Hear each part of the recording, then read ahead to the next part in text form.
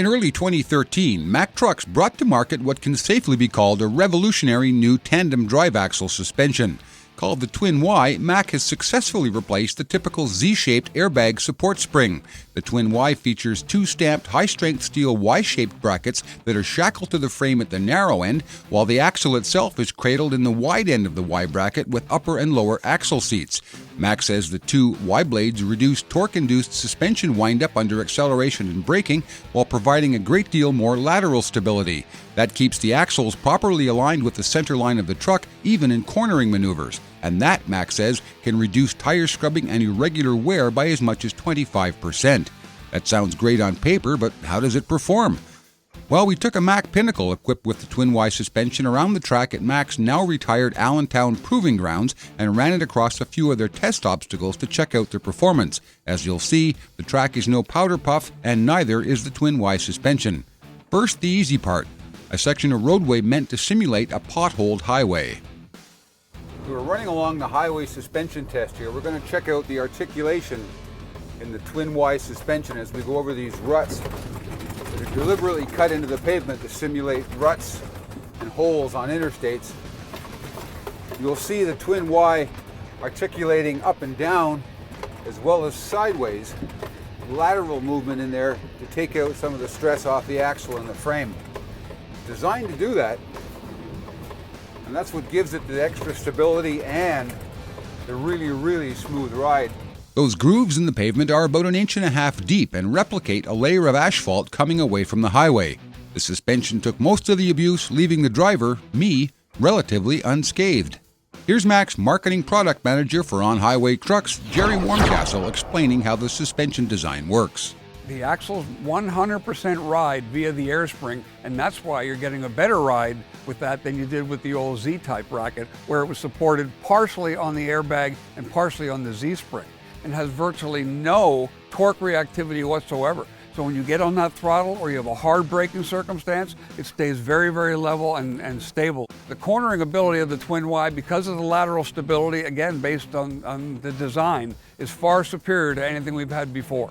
It's almost like the difference between making a quick lane change with a Chevy Caprice or a BMW. Next, we took the truck over to what Mack calls the Rutted road test. To a highway truck, this would be like driving through a poorly maintained truck stop parking lot or an off-road situation. The holes are between 8 and 10 inches deep. This gives you some idea of how much articulation there is in the Twin Y suspension and how it handles very uneven ground. And now we're heading into the unpaved road area. This one's designed more for vocational suspensions, but it'll give the Twin Y a pretty good workout. First challenge is called the Rut Road. Some pretty deep offset trays here where one side of the suspension will dip down first, and then as the other side goes through it, it'll dip down on the other side. And in each of the ruts, you'll see there's ridges put into them to really give the suspension a bit of a workout. So I imagine that Twin Y is just bobbing up and down there right now. Okay, we're just getting warmed up. The worst is yet to come. Over here is the curved washboard test. You can see it's a series of raised ridges about 6 inches high and unevenly spaced. Toward the end, it curves, adding a lot of lateral stress to the suspension as well as the vertical stresses. This course is called the curved washboard. Same as the other one. For a bit, it's straight, unevenly spaced humps in the road to give the suspension a bit of a workout, and then they throw in a little bit of a curve as well, which adds a bit more stress to the suspension. We're going into the curve right now. The twin steel blades of the suspension keep the axles perfectly aligned with the truck, and the airbags, not the mounting shackles, are supporting the full weight of the load. The axle seats are clamped to the axle housing by Huck U-bolts on both sides, and as a bonus to the maintenance department, they never need to be retorqued. Our final test of the Twin Y comes on this ugly piece of ground, just a series of randomly placed rocks embedded in concrete and a tight turn to make matters just a little bit worse for the suspension. Here comes the rocky curve. This is a nasty bit of business. Engineers have embedded fairly large rocks into concrete. Random, of course, different sizes, large ones and small ones.